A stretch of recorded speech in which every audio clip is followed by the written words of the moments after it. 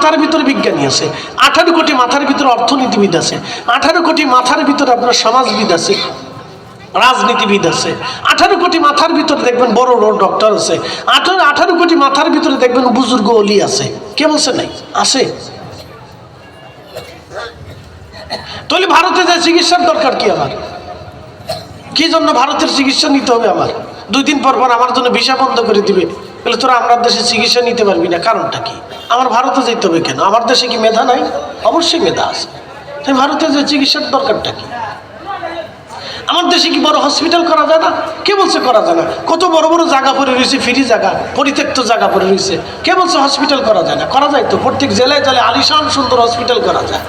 চিকিৎসকদের নিরাপত্তা দেওয়া যায় না? কে বলছে নিরাপত্তা দেওয়া যায় না? আপনি দেন, চিকিৎসকদেরকে সুযোগ সুবিধা দেন, দেখবেন চিকিৎসকরা সুন্দর মতোই মানুষের চিকিৎসা দেবে।